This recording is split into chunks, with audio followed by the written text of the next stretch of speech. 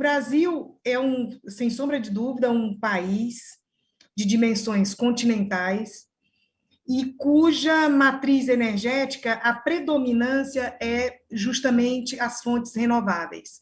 E o nosso Ceará não poderia, de modo algum, ficar fora dessa tendência. Então, hoje o Ceará ele desponta como um dos estados que tem o maior potencial, um dos maiores potenciais, tanto eólico quanto solar, e estamos agora caminhando para um desenvolvimento de um potencial enorme, que é justamente o potencial e o uso do hidrogênio verde.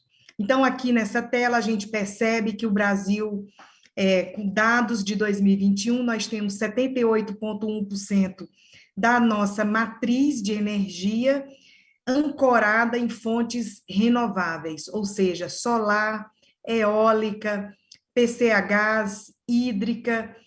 Comparando com o mundo, nós estamos, vamos dizer assim, muito bem atendidos mundialmente. Uma parte dos países, né, tem a sua renovabilidade energética ancorada em torno de 26,6%.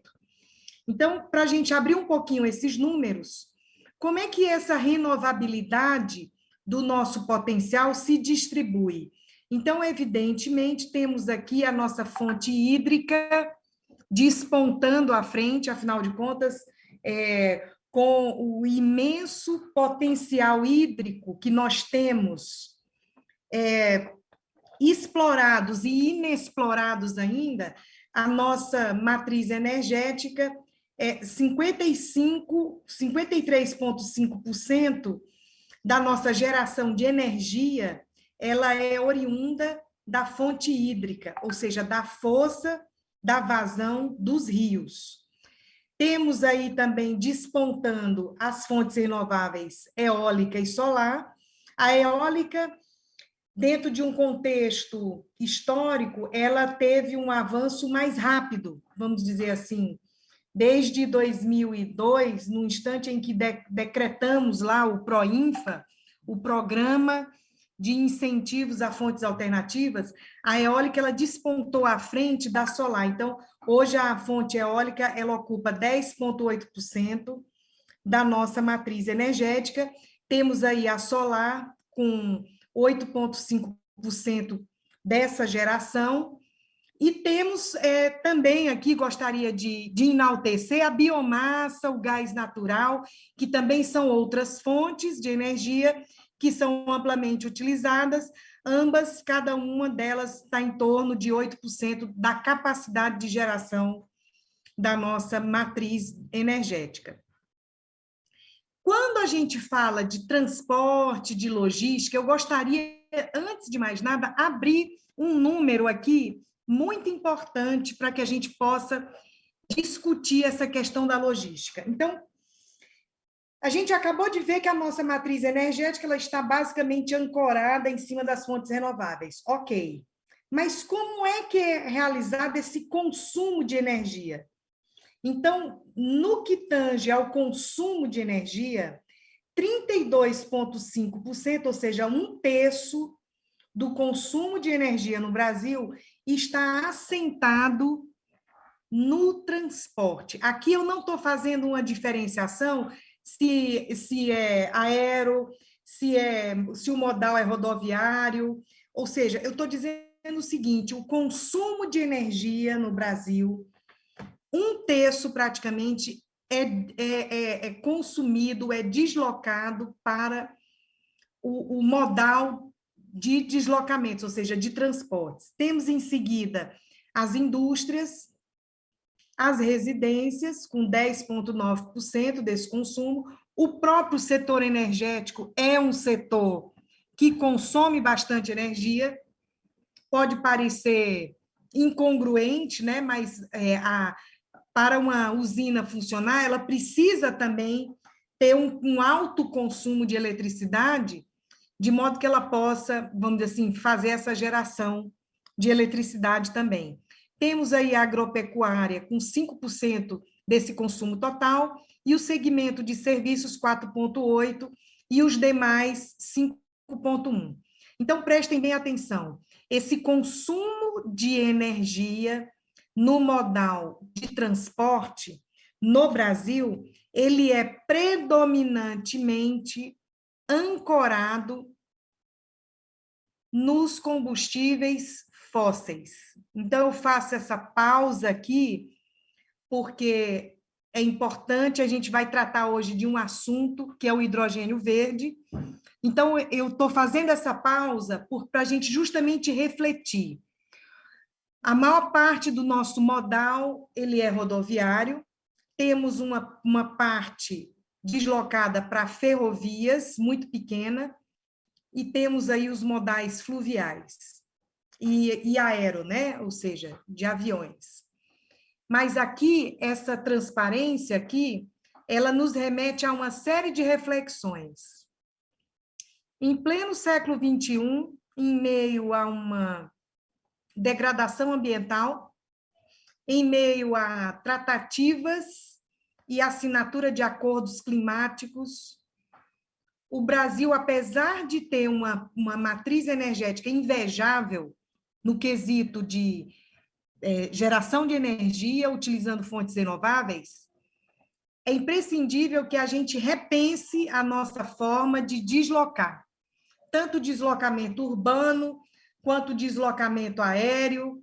É importantíssimo que a gente repense. Sabemos que nós somos um país de dimensões continentais, todavia, nós não podemos fechar os olhos e achar que 1/3 do consumo de energia se assenta basicamente sobre os combustíveis fósseis que emitem uma quantidade considerável de gases de efeito estufa, e como eu falei, o Brasil acabou de assinar uma série de tratados de redução de emissões, redução de emissão de gases, desses gases, até 2030 e 2050. Então, aqui, essa lâmina aqui faz com que a gente reflita aonde nós desejamos chegar, qual é o patamar de uso desses combustíveis fósseis nesse segmento de transportes que desejamos alcançar em 2030 e 2050. Então, hoje, o Brasil ele já tem uma série de programas em curso. Nós mesmos fomos precursores e pioneiros no desenvolvimento do etanol na década de 70.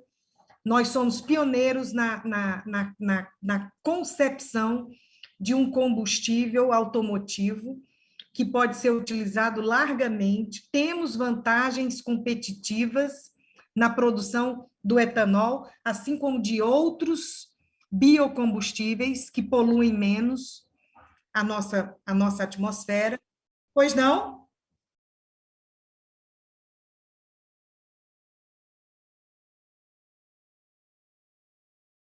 Não, estou usando uma, eu ainda estou na mesma tela. Eu ainda estou na mesma tela. Agora eu mudei. Vou colocar na mesma tela ainda. É porque eu estou fazendo. Não, eu ainda estou aqui fazendo a contextualização. Então, então é importante. Muito obrigada. É importante que a gente faça essa reflexão. Por quê, pessoal? Num contexto global, apesar da gente ter uma matriz energética sustentável, limpa, apesar das nossas emissões serem de longe bem menores do que comparativamente de alguns países, ou seja, as emissões brasileiras equivalem a 1/3 das emissões do cidadão chinês. Todavia, como sendo signatário de acordos climáticos, Acordo de Paris, existe aí uma promessa de redução das nossas emissões em torno de 50% até 2030. Então, é imprescindível que a gente tenha essa reflexão aqui nesse momento. O próprio Ceará, o nosso estado querido, ele é um pioneiro aí. Recentemente, o governo do estado decretou, fez um decreto, o número 34.733, instituindo todas as estratégias que nós vamos percorrer, quando eu digo nós, o Estado do Ceará, no sentido de atender essas métricas de emissões de gases de efeito estufa. Esse decreto ele está instituído no Plano Estadual de Transição Energética do Ceará, conhecido como Ceará Verde. Então, na verdade, os objetivos desse decreto é justamente reduzir, neutralizar e compensar essas emissões, observando a política estadual de mudanças climáticas, que estão estabelecidas em acordos que estão acima da lei estadual, que são justamente os acordos de Paris, que é justamente o que a gente assinou lá fora, e o que a gente assinou junto à Conferência das Nações Unidas sobre Mudanças Climáticas, conhecido como COP26. Então, nós estamos, o Ceará, o estado do Ceará, ele está devidamente alinhado a essa tendência mundial, no sentido de se esforçar para tornar-se um estado cada vez mais independente, energeticamente falando, produtor da sua energia, exportador da sua energia, mas como a nossa temática aqui é transporte, é importantíssimo, eu não poderia, de modo algum, num painel desse, deixar de falar do hidrogênio verde. Em 2022, o Ceará vem fazendo assinaturas de memorandos junto a empresas estrangeiras e nacionais para a construção de um dos maiores hubs de hidrogênio verde no mundo. O Ceará e o Brasil têm vantagens comparativas e competitivas em relação a outros países. A nossa produção de hidrogênio verde, cujo hub de hidrogênio está situado lá no Pecém, né, no porto do Pecém, ele não somente terá um impacto gigantesco do ponto de vista socioeconômico, uma geração de renda, geração de empregos, como também trará benefícios no quesito de transição energética, na qual o Estado do Ceará se insere nesse momento, e o decreto ele vem somente para validar essa tendência futura que nós estamos vivenciando. Então, para que a gente possa entender um pouquinho, e para mim é uma honra ter o secretário de Recursos Hídricos conosco, o hidrogênio, pessoal, ele, na verdade, ele possui várias tonalidades, vamos dizer assim. Mas o hidrogênio, que eu vou fazer uma referência mais incisiva aqui na minha fala, é o hidrogênio verde. Então, só para a gente ter uma pequena ideia, o hidrogênio é justamente a molécula que gera energia. Eu posso gerar essa energia utilizando diferentes mecanismos para justamente extrair esse hidrogênio e transformá-lo em energia pura. Então, por exemplo, eu posso, por meio de um mecanismo chamado eletrólise, utilizando eletrolisadores, eu posso utilizar a água, quebrar a molécula d'água, separar o H2 do O e invasar esse hidrogênio H2, mas essa separação, ela ocorre no instante em que eu utilizo uma corrente elétrica para separar essas duas moléculas. Por isso que a gente chama o hidrogênio verde, porque, na verdade, eu estou fechando um ciclo. Do mesmo modo que eu quebro a molécula de água em dois componentes e ainda invaso o H2, sem contar os subprodutos dessa operação aí de separação de moléculas. Eu tenho amônia como subprodutos, eu tenho o próprio gás, né, o oxigênio. Então, a indústria ela se vale do uso desses subprodutos, me permita falar. Perceba que o hidrogênio verde, ele é limpo, porque ele utiliza uma fonte de energia limpa, eólica ou solar, para quebrar uma molécula d'água, e eu utilizo ao quebrar essa molécula, eu invaso esse H2 para justamente servir de combustível tanto em utilitários urbanos, utilitários menores, individuais, eu posso utilizar em indústria. Então, na verdade, eu consigo conceber uma fonte de energia sem emitir de forma considerável gases de efeito estufa.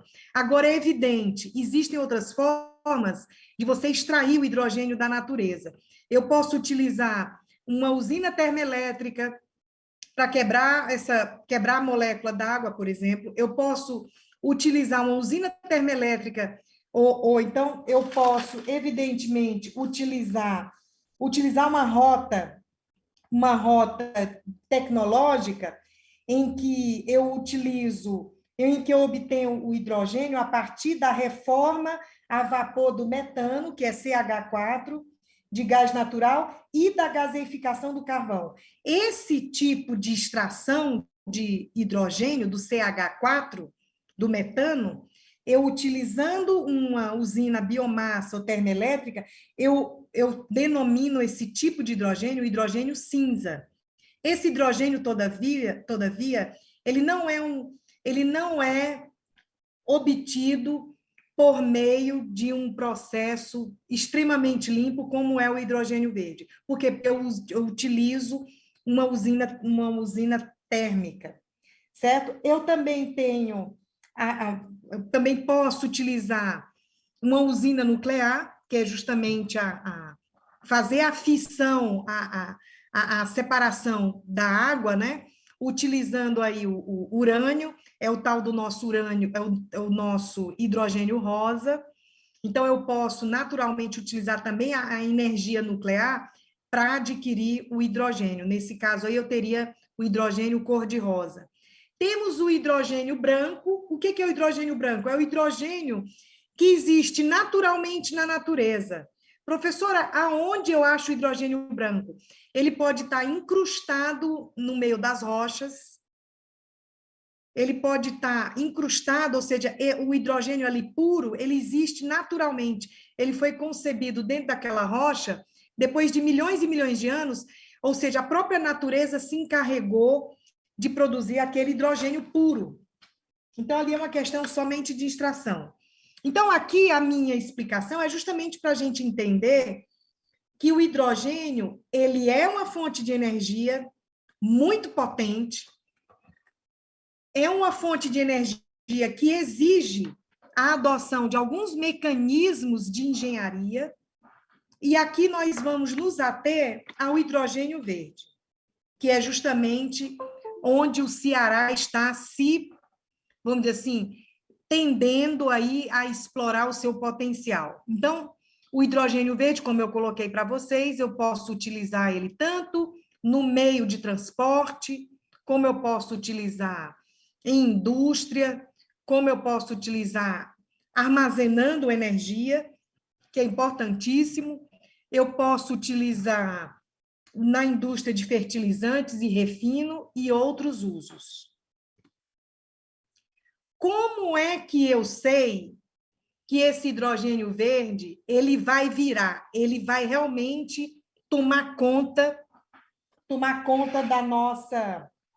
da nossa matriz energética futuramente? Então, eu gostaria, aqui, apesar da gente ter vários mecanismos aí de obtenção do hidrogênio propriamente dito, eu vou me ater àquele hidrogênio que a gente obtém utilizando as fontes renováveis. Então, aqui nessa tela, e também no meu caderno aqui que eu separei, eu vou citar alguns números, de modo que vocês possam entender qual é o custo de produção, o custo de dólar/quilograma desse hidrogênio aí verde, ou seja, aquele hidrogênio que eu produzo a partir da eletrólise com o uso de fontes renováveis, leia-se fotovoltaicas ou eólica, o valor médio gira em torno de $3 a $7,50.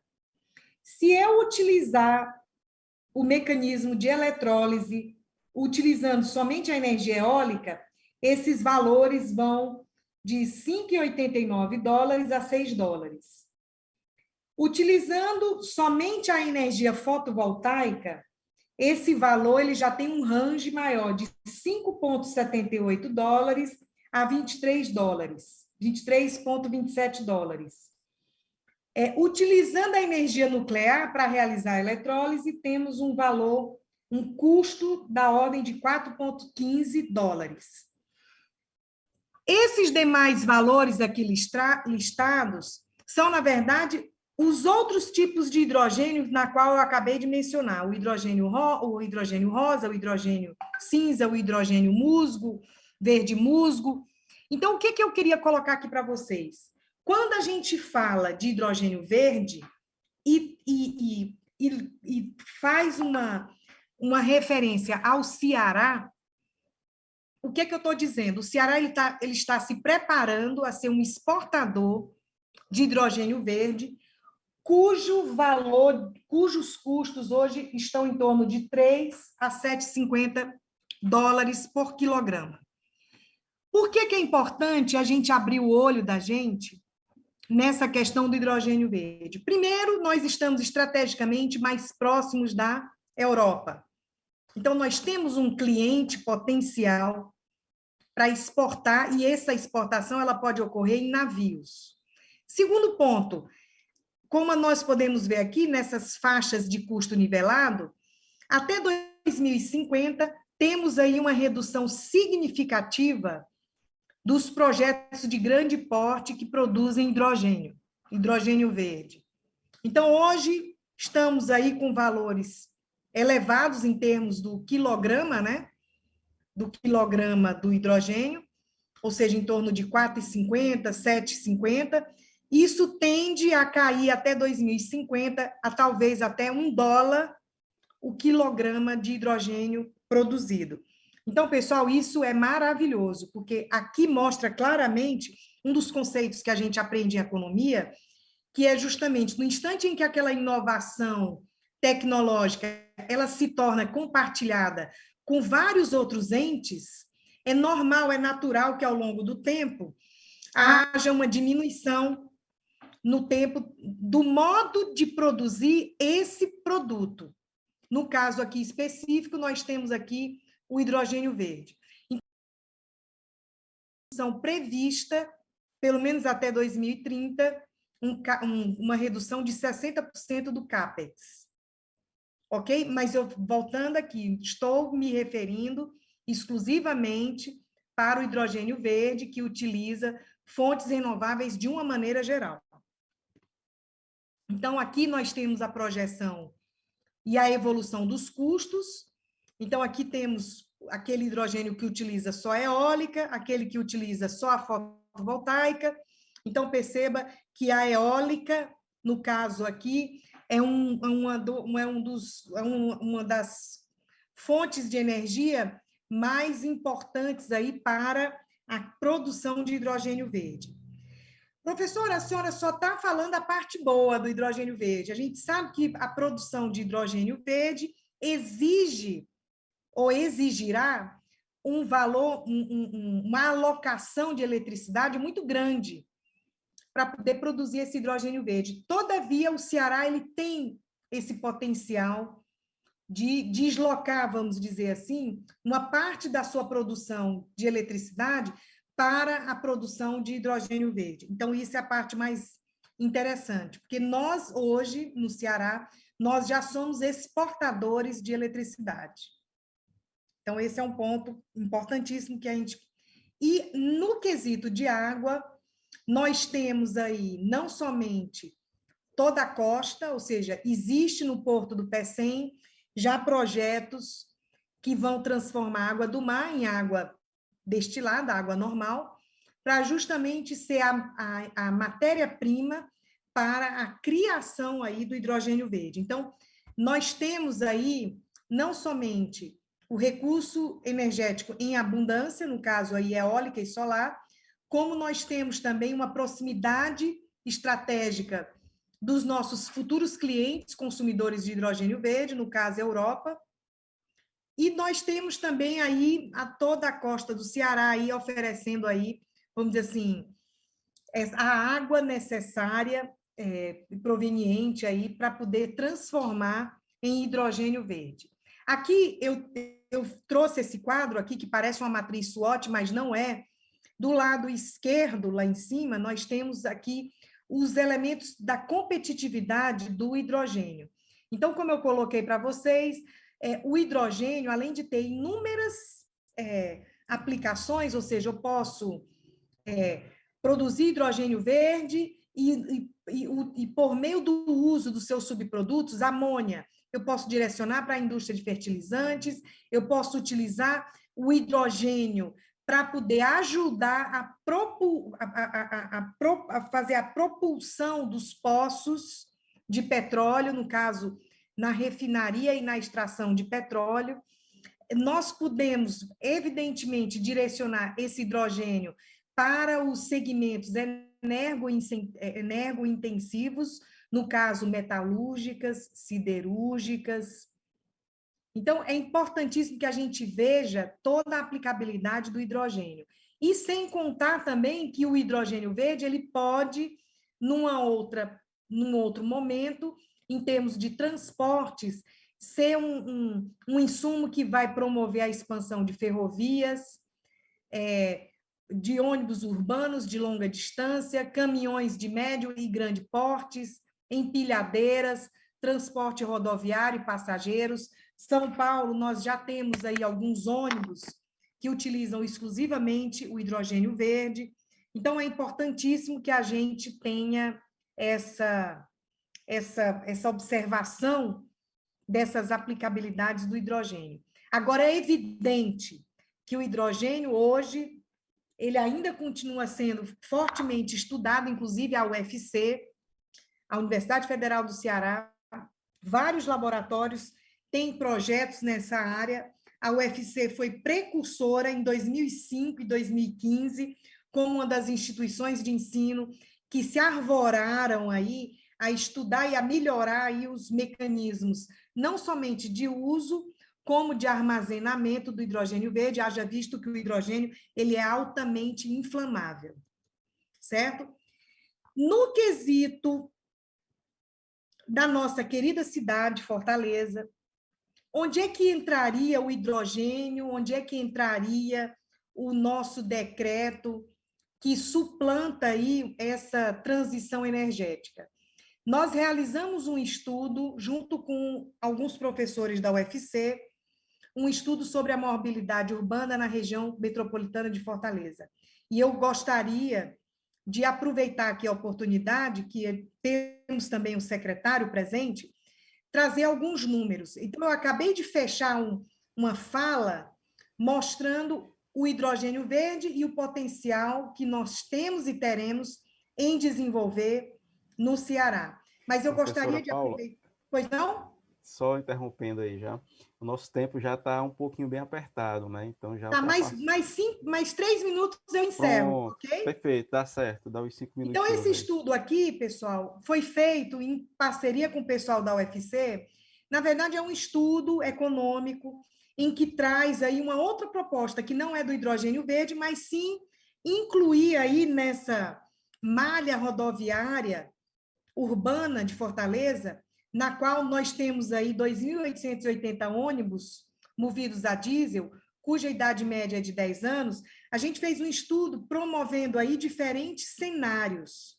Esses cenários econômicos foram feitos observando essas linhas de ônibus e o percentual de arrecadação dia dessa frota da cidade de Fortaleza. Então, aqui eu trouxe alguns parâmetros, né, em que a gente promove aqui algumas sugestões de substituição de uma parte da frota.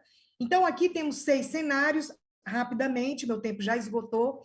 Então, no primeiro cenário, a gente fez aí uma sugestão com o financiamento de 100% do BNDES, a uma taxa de 4,55% ao ano. De que maneira a gente poderia promover aí a substituição dessa frota? Então, isso daria um payback de mais de 10 anos. tendo 50% desse recurso vindo do BNDES, nós teríamos aí uma TIR negativa e também um VPL e um payback de mais de 10 anos e um VPL negativo. Onde eu quero chegar aqui com esse estudo, pessoal? Esse estudo nos mostra também a outra possibilidade, além do hidrogênio verde, a possibilidade de caminharmos na direção de utilizarmos aí também a nossa eletromobilidade aí como uma alternativa para a nossa cidade de Fortaleza, muito embora seja ainda muito cara, dispendiosa, mas não deixa de ser também uma via, uma alternativa econômica para que nós pensássemos aí, nem que fosse paulatinamente, a substituição de todos esses, de uma parte desses ônibus que nós utilizamos aí na região metropolitana de Fortaleza. Então, gostaria de agradecer a presença de todos, deixo aqui meus contatos, para quem desejar passar um e-mail, falar um pouquinho mais sobre o assunto aqui exposto nessa apresentação. E, mais uma vez, agradecer ao Corecon Ceará pelo convite, a oportunidade de estar aqui essa tarde fazendo essa apresentação. Muito obrigada. Ô, professora Paula, nós que agradecemos sua participação e essa grande contribuição falando aí e desse importante meio, né, de a gente estar buscando aí cada vez mais essas energias limpas, né, então precisamos aí os que os nossos governantes possam estar olhando com mais carinho para esse lado, né. Então nós que agradecemos mais uma vez a sua contribuição valorosa aqui no nosso painel. Vamos agora passar ao nosso secretário Francisco José Teixeira. Ele é graduado em Engenharia Civil pela Universidade Federal do Ceará, mestre em Recursos Hídricos pela mesma universidade, é empregado público da Companhia de Gestão de Recursos Hídricos do Ceará, onde ocupou as funções de diretor do planejamento e diretor-presidente. Foi superintendente da Superintendência de Obras Hidráulicas do Ceará, diretor técnico coordenador dos projetos financiados pelo Banco Mundial e secretário adjunto da Secretaria de Recursos Hídricos do Ceará. Ocupou os cargos de assessor especial, secretário de Infraestrutura Hídrica e ministro do Estado do Ministério da Integração Nacional. Atualmente desempenha a função de secretário dos Recursos Hídricos do Estado do Ceará. Secretário Francisco José Teixeira, seja bem-vindo novamente. A palavra é do senhor. Bem, boa tarde mais uma vez. Eu vou aqui rapidamente passar alguns slides, dividir aqui com vocês. Fui incumbido aí pelas companheiras do Corecon a falar um pouco sobre desafios, né, e estratégias e proposições para o desenvolvimento regional no âmbito dos recursos hídricos, né, e da infraestrutura hídrica do Nordeste. Vou ver aqui, colocar a tela cheia. E vou aqui abordar um pouco a nossa base física, né, em relação à água, e falar um pouco do que já foi feito no Nordeste e o que é que os estados estão fazendo, embora de uma forma geral, e especialmente o Ceará. Bem, nós temos aqui um mapa, né, da densidade populacional do Nordeste brasileiro. E vocês podem aqui perceber que, como é de resto no Brasil, com exceção da região centro-oeste e Minas Gerais, que é a grande região metropolitana ali, Belo Horizonte, as nossas capitais e os grandes centros urbanos ficam no litoral, né, do Nordeste. Nós temos hoje uma população de 57,6 milhões de habitantes, né, estimado, né, há uma estimativa, o IBGE está tentando fazer um censo agora, em 2021, e temos aí algo aí, quase 30% da população do Brasil, né, cerca de 28%. São 57,6 milhões de habitantes, uma densidade demográfica de 36,7, com destaque para as regiões metropolitanas de Salvador, Fortaleza e Recife, né? Com 2,9 milhões de habitantes, Fortaleza 2,7, Recife 1,6. Temos ainda São Luís, né, que já é a quarta região metropolitana em termos de população, com 1,1 milhão de habitantes. E podemos ver que a densidade demográfica, né, no interior do Nordeste ela é mais baixa, é abaixo dos 50 habitantes, né, apesar de ter alguns polos regionais, 50 habitantes por quilômetro quadrado. E temos aí as regiões metropolitanas no litoral, que é onde tem uma densidade demográfica muito mais forte, né, chegando aí de 1.000 a 5.000 habitantes por quilômetros quadrados. Aqui é um mapa da hidrogeologia, que é muito importante, né? A base física ela foi, se não determinante, condicionante para o desenvolvimento do Nordeste, né? Então, nós temos uma base física onde se destaca boa parte do Nordeste, sobretudo no chamado semiárido, uma hidrogeologia, né, de aquíferos fissurais, né, essa região mais verde que você está vendo. Isso quer dizer que a água só é encontrada em fissuras das rochas, quando é encontrada.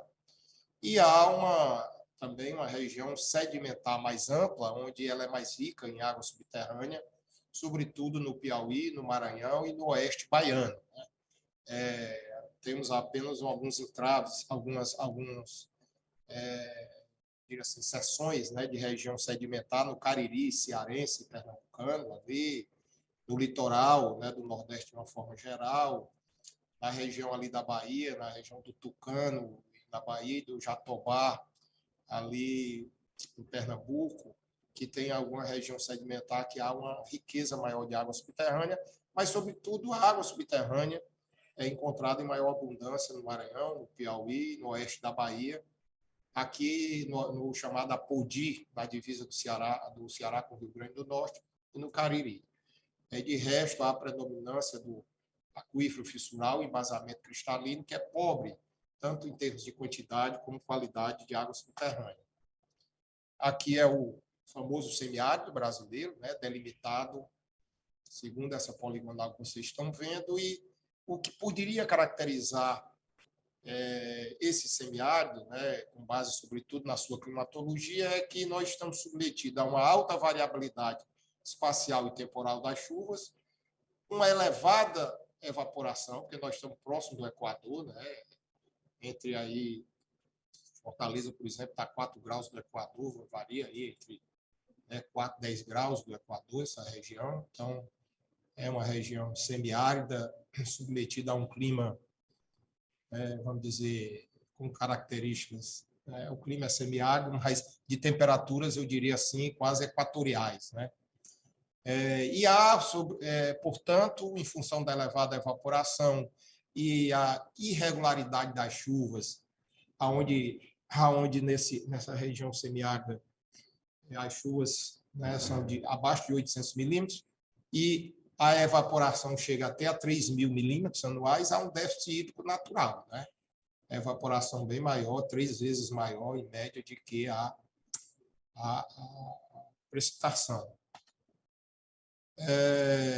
Nós temos, né, no semiárido, já estabelecido primeiro lá em 2015, né, através de um decreto presidencial, e depois esse decreto atualizado em 2017, com estudos realizados, sobretudo, pela FUNSEMI, né, órgão de meteorologia aqui do Ceará e recursos hídricos, que já fez meio século esse ano, está fazendo meio século. Nós temos aí uma área bastante vasta do semiárido, comportando nos 4 estados nordestinos, nos 9 estados nordestinos, 1.262 municípios, né? Então, essa área que vocês estão vendo aí, de cor aí amarelo escuro, né, é o nosso semiárido.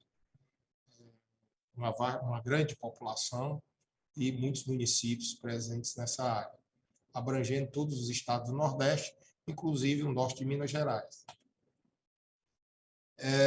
Uma outra fruto, né, dessa base física, né, com o resultado dela, e com a predominância do chamado ecossistema caatinga, né, uma vegetação única, né, no mundo, mas que tem suas vulnerabilidades.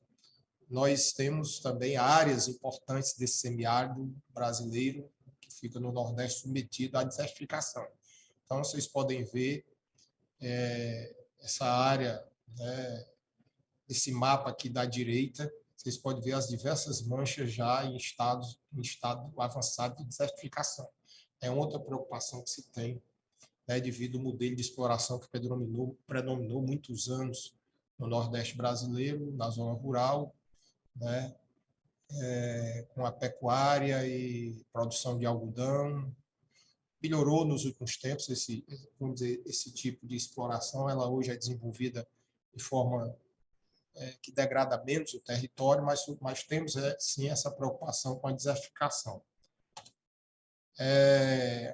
Uma coisa interessante que foi criada, isso aí numa parceria do Ministério da Integração Nacional em 2014, com os órgãos estaduais de recursos hídricos e meteorologia, como a PAC em Pernambuco, FUNSEMI no Ceará e outros distribuídos nos estados do Nordeste, mas capitaneados, sobretudo, pela FUNSEMI e Banco Mundial, e depois, mais tarde, uma parceria com a Agência Nacional de Águas, foi criado um monitor de secas.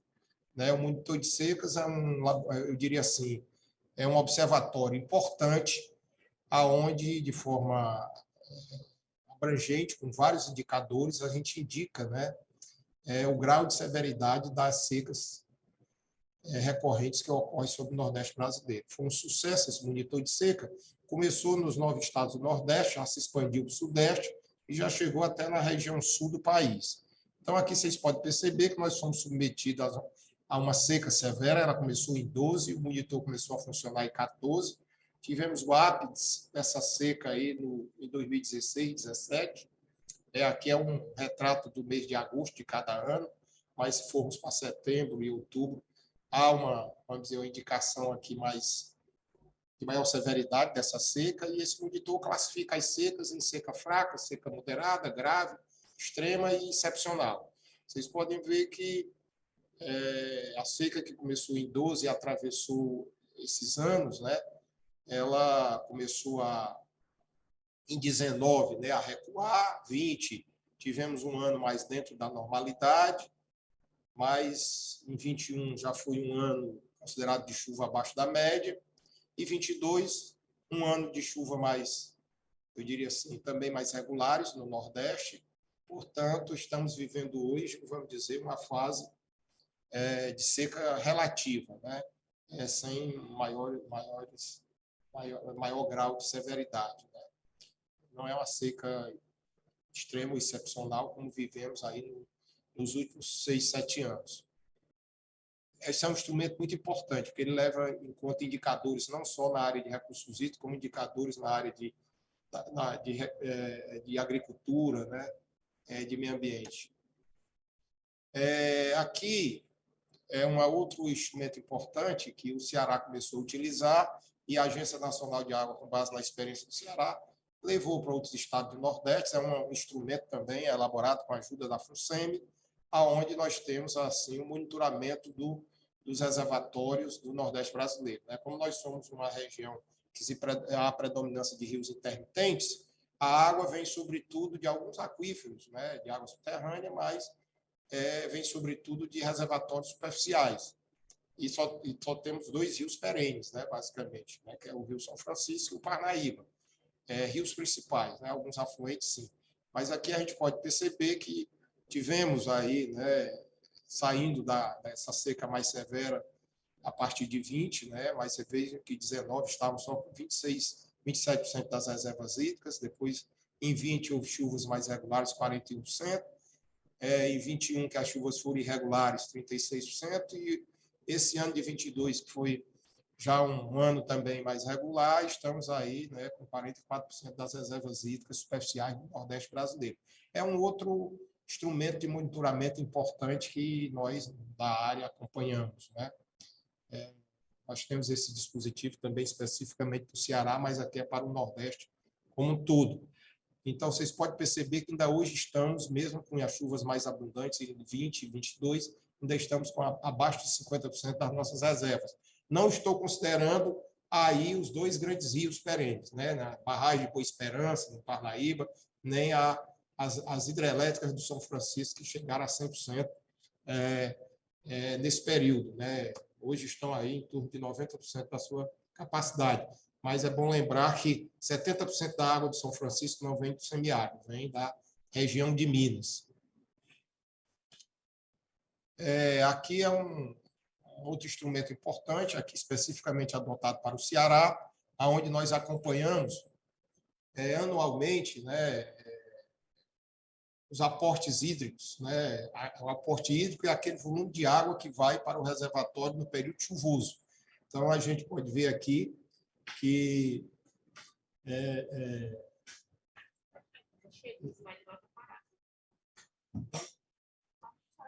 um minuto aqui para estar parado. Certo.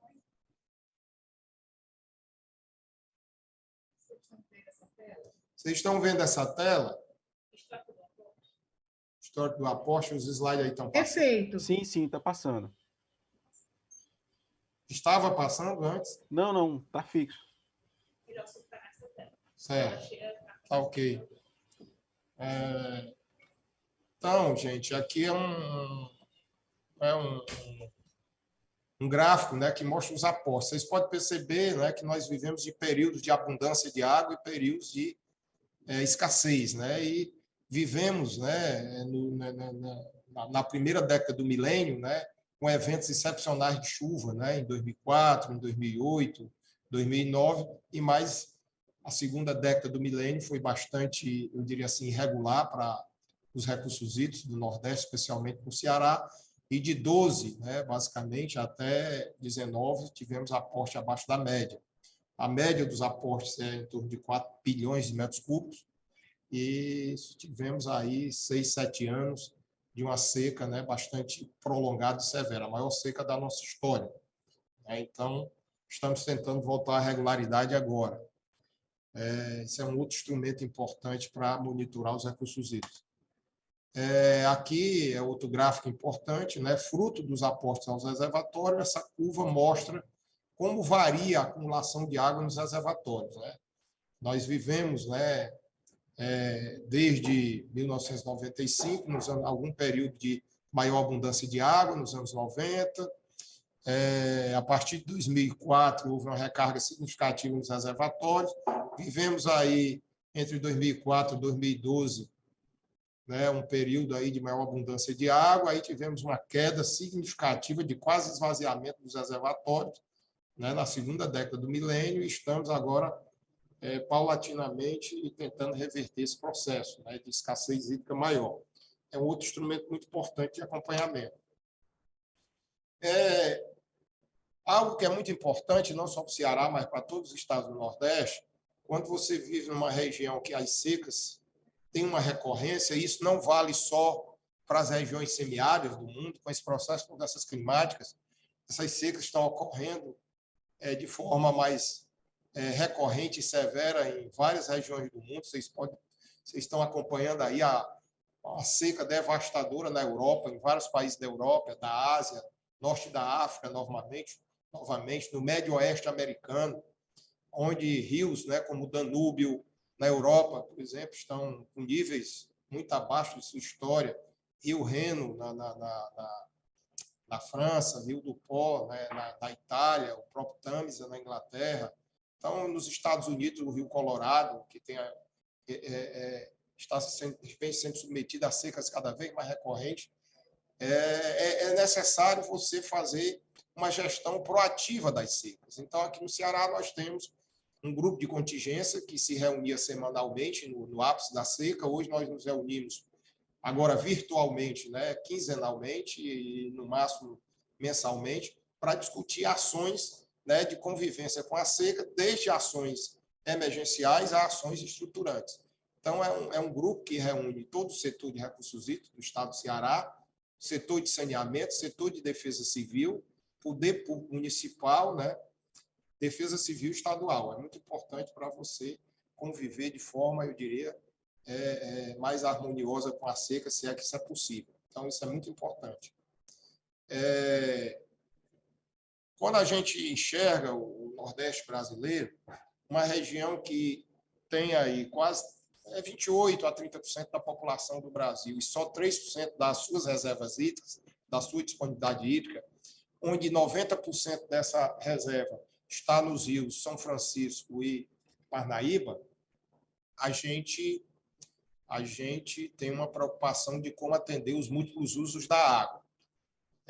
Então, nós temos que ter aí, atender certos desafios, garantir o abastecimento desses 57,6 milhões de habitantes, atender as demandas de múltiplos usos, né, para 9 grandes regiões metropolitanas, suprir a demanda do setor agropecuário, que é representada aí por uma bacia leiteira que cresce de forma, né, extraordinária, né, e a pecuária, saindo de uma pecuária extensiva para cada vez mais semi-intensiva e intensiva, a fruticultura, como se apresenta, né, no Vale do São Francisco, mas também na Chapada do Apodi, entre o Ceará e o Rio Grande do Norte e outras regiões do Nordeste, cultivo da cana-de-açúcar na zona da mata, cultivo de grãos em larga escala, né, no sul do Maranhão, sul do Piauí e oeste da Bahia, e um outro grande usuário que vem crescendo recentemente, sobretudo no Ceará e Rio Grande do Norte, que é a cassinicultura, que não trabalha apenas com água, né, salobra, com água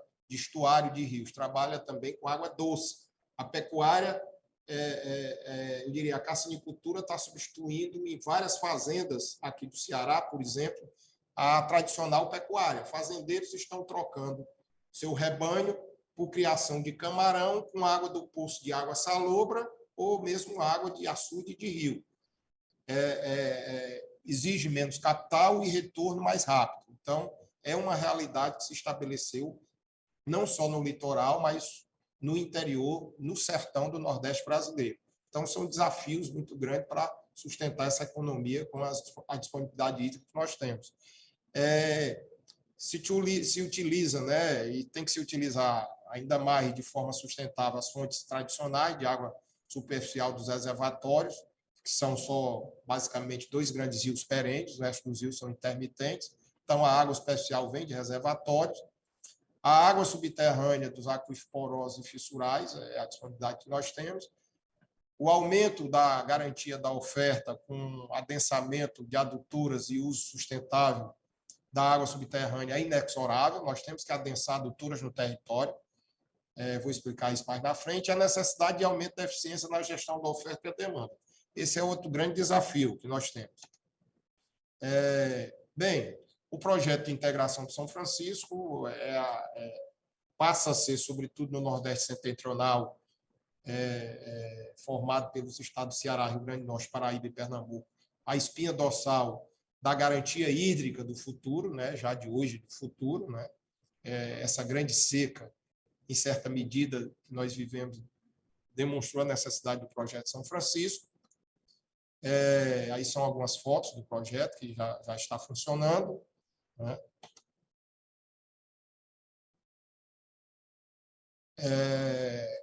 No caso do Ceará, essa água do projeto São Francisco já chega no Ceará, né, através do eixo norte da transposição, via Cinturão das Águas e sendo endereçada ao sul de Castanhão pelo Rio Salgado e o Rio Jaguaribe, chegando ao Castanhão, e a partir do Castanhão, através do Eixão das Águas, sendo endereçada à região metropolitana de Fortaleza, quando é necessário.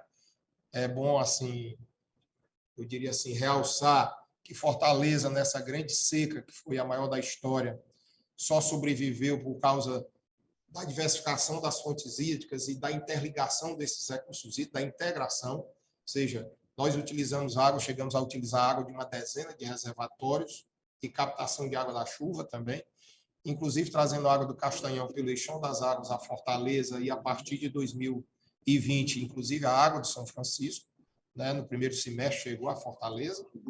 Esse ano também parte dessa água veio, embora tivemos um aporte que encheu os reservatórios de Fortaleza depois de 11 anos, o reservatório da região metropolitana, mas essa integração é muito importante para garantir a segurança hídrica. Então, eu diria que a infraestrutura hídrica do Nordeste ela tem que ser pensada através dos grandes eixos de transferência de água, como é o caso dos canais de São Francisco, o caso do Cinturão das Águas no Ceará, o Eixão das Águas também aqui no Ceará, mas se precisamos desses eixos de transferência para múltiplos usos da água, nós precisamos fazer a água chegar nas casas das pessoas. Então, a partir desses grandes eixos e dos reservatórios mais resilientes a seco, os grandes reservatórios do Nordeste brasileiro, sejam os reservatórios, né, a partir de açudes, mas os grandes mananciais, como o Rio São Francisco e o Rio Parnaíba, e os canais da transposição de São Francisco e outros eixos dentro dos estados, é importante que se tenha um programa de adutoras para levar a água até as localidades, fazer com que a água chegue de forma tratada, com garantia quantitativa e qualitativa, nas sedes municipais, nas sedes distritais e o máximo possível na zona rural, que é onde reside ainda a maior vulnerabilidade. Então, por exemplo, o Ceará, não é só o Ceará, mas outros estados tem um grande programa de adutora, que é o Projeto Malha d'Água, aonde, em parceria com o Banco Mundial, já estamos desenvolvendo esse sistema adutor do Banabuiú Sertão Central, que é a região mais vulnerável às secas hoje, levando água para 9 sedes municipais e 38 distritos, uma parceria com o Banco Mundial, um recurso próprio do Estado. Estamos desenvolvendo também o sistema dos Sertões dos Inhamuns, né, da barragem Arderóis dos Sertões dos Inhamuns, sobretudo na primeira etapa para Tauá. E temos aqui a concepção de vários sistemas desses para atender aí, basicamente, né, todo o interior do Estado, com exceção da região metropolitana, que tem seu atendimento já garantido via Castanhão e Chão das Águas e o Rio São Francisco, aí o projeto São Francisco. Então, é um programa que vai levar a água dos açudes mais estratégicos, mais resistentes às secas, e da água do próprio São Francisco, por exemplo, do São Francisco, a água ia chegar no Ceará a 54 municípios. Hoje, com o projeto Malha d'Água, no futuro chegará a 86 municípios, ou seja, praticamente metade dos municípios do estado do Ceará, atendendo, em vez de 5 milhões de habitantes, mais de 6 milhões de habitantes do Ceará, dos 9 milhões de habitantes que nós temos. Então, é um projeto importante para aumentar a garantia quantitativa e qualitativa do abastecimento humano no estado. E, assim como o Ceará, o Rio Grande do Norte tem também seu programa de adutoras para fazer a água dos maiores reservatórios e agora também do São Francisco, já que a água já chegou também no Rio Grande do Norte. Aqui é Pernambuco, no caso, desculpa. A água de Pernambuco. Seu Francisco, desculpa estar interrompendo aí, mas nosso horário está bem próximo já. Tá bom. Só passando aí para dar esse aviso aí e posterior a gente já faz as considerações. Mas fique aí os o projeto São Francisco, como eu vinha falando, é importante aqui no caso de Pernambuco, a partir dos eixos norte e leste da transposição, através de adutoras, vai atender, eu diria, praticamente, né, toda a população do sertão e do agreste pernambucano. A Paraíba, a mesma coisa, né, atendida pelo eixo leste, que já garante o abastecimento de Campina Grande, por exemplo, hoje nisso a região. O eixo norte também chegou no oeste paraibano, né, vai aumentar a garantia hídrica do Alto Sertão paraibano. No Rio Grande do Norte, que já tem sistemas de adutoras implantados desde o final dos anos 90, o eixo norte da transposição já chegou aqui na região do Piranhas-Açu, né, e vai aumentar a garantia hídrica, né, do sertão, né, tanto da região do Seridó, como o sertão do Alto Oeste do Rio Grande do Norte, como quando o ramal do Apodi ficar pronto e chegar lá. Então, a espinha dorsal é o projeto São Francisco e alguns canais de transferência nos estados. A partir daí, tem adutoras para fazer chegar essa água para as cidades e distritos e zona rural.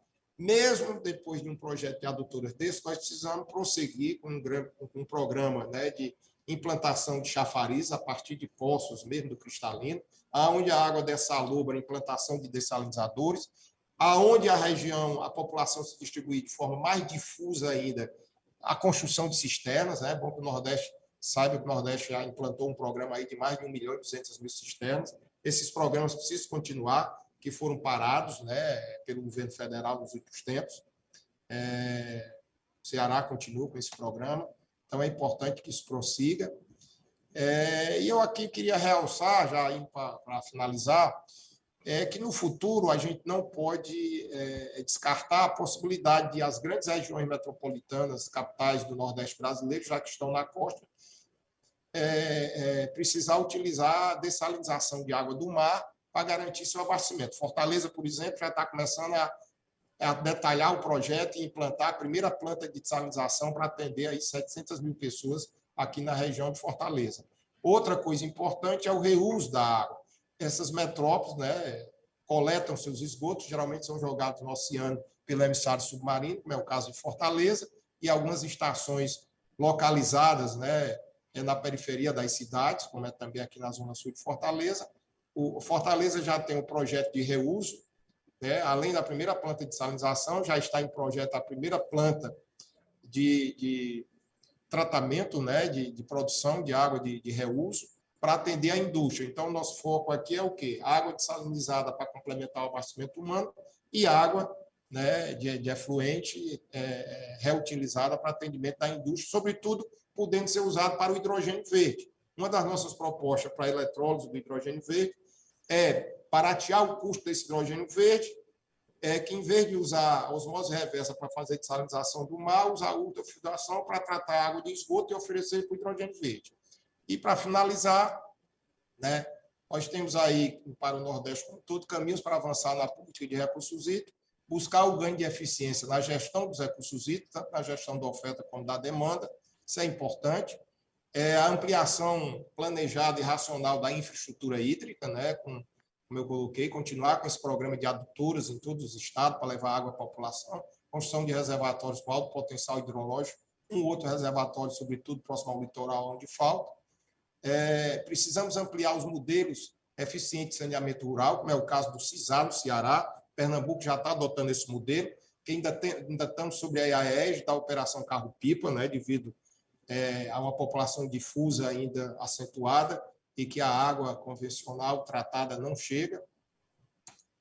E, por fim, assim como na energia, que se buscou diversificar as fontes, né, e as fontes de energia, né, hoje nós recebemos energia aqui nas cidades do Nordeste ou do Brasil. Essa energia vem tanto da produção eólica como da produção solar, como vem de hidrelétricas ligadas ao sistema, né, interligado nacional, né? Podemos estar recebendo energia de Tucuruí, energia de Paulo Afonso.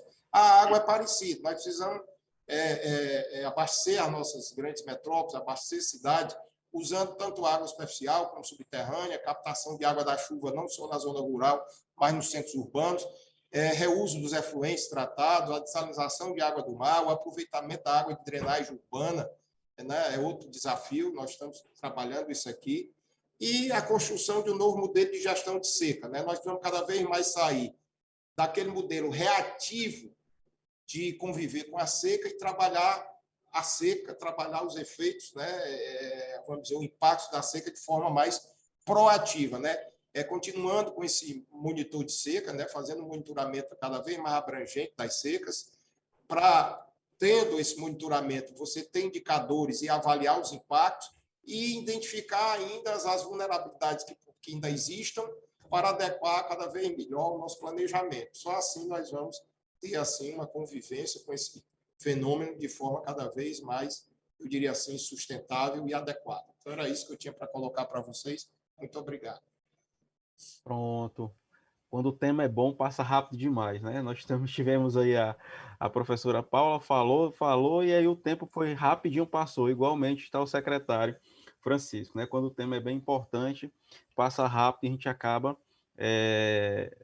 querendo apresentar todas as informações que foram ali planejadas. Então, eu tive agora uma informação que nós não tivemos aqui nenhuma pergunta no nosso painel de hoje, neste momento.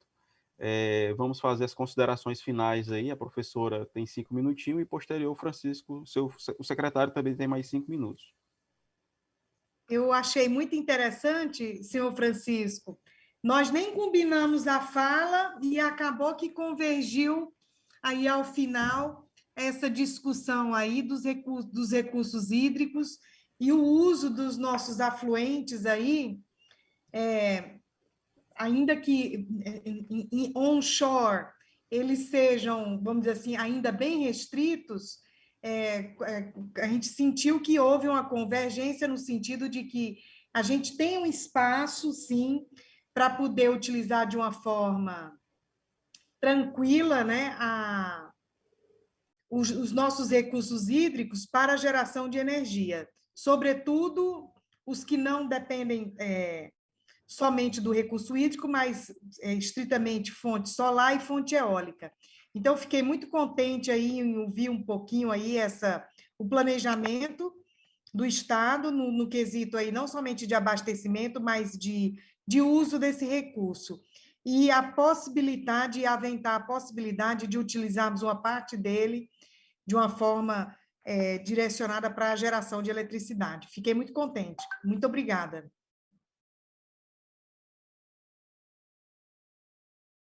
Pronto, nós que agradecemos, professora Paula, mais uma vez, pela participação, pelas belíssimas informações aí, contribuição no nosso painel.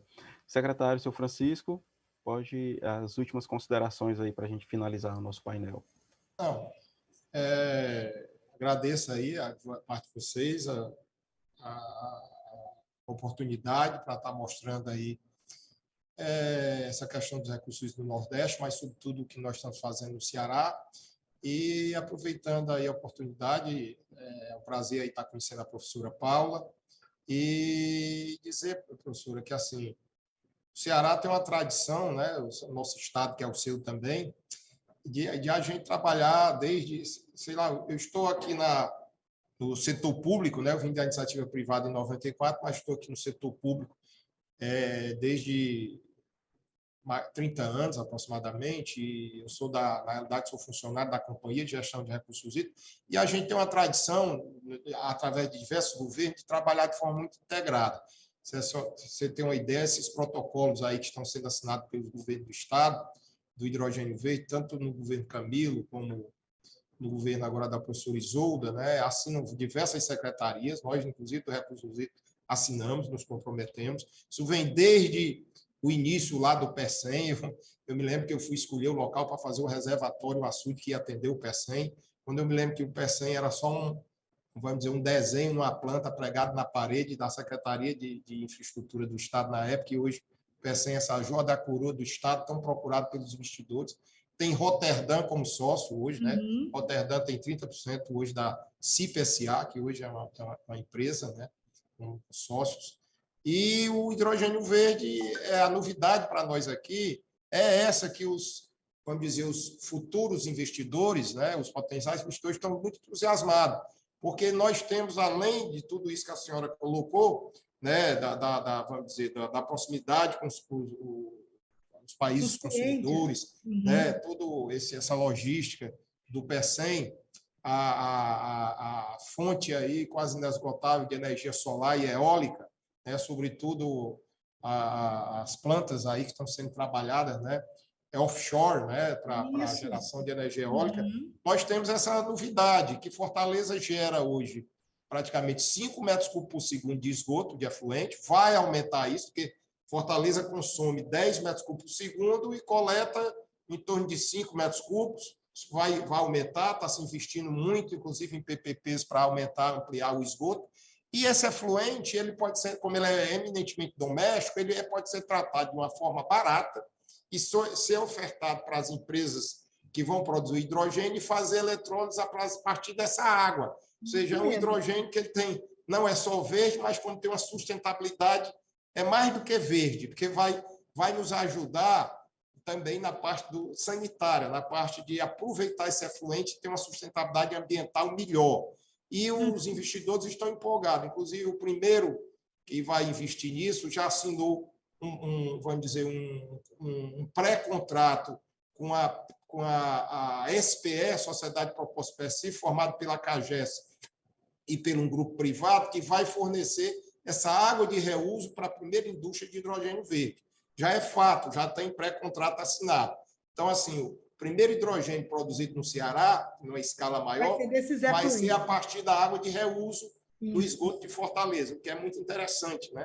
Que não é diferente até do que está acontecendo em outras regiões do mundo que estão começando também, como a Austrália, como o Oriente Médio, o próprio Chile, né, que já está avançado, né, também lá com a discussão do hidrogênio verde, que é com água do mar mesmo. Nesse primeiro momento seria água de reuso, que é mais barato do que a água do mar por causa da osmose e consome menos energia do que a água do mar, porque fazia osmose. É muito interessante. Então, estamos trabalhando aqui muito integrado nesse projeto do hidrogênio verde do Ceará, que é assim, a grande aposta que o Ceará tem para fazer uma inflexão no seu desenvolvimento econômico, né? deixar de sermos 2% do PIB e 4% da população e ser 4% da população mais 4% do PIB também brasileiro. Né? Uhum. Perfeito. Esse projeto eu já estou sabendo, viu, senhor Francisco? Tá certo. Esse aí do uso da água, do tratamento, lá é um projeto grande da CAGES. Exatamente. Tá bom. É isso aí, falar em desenvolvimento, né? Precisa estar tudo interligado aí, energia solar, fontes hídricas, infraestrutura, e a gente precisa desse olhar diferenciado, né? Para que a gente possa crescer, né? Dar sustentabilidade para nossas cidades, que a gente precisa tanto esse conjunto de serviços integrados para o bem da sociedade e crescimento do nosso país.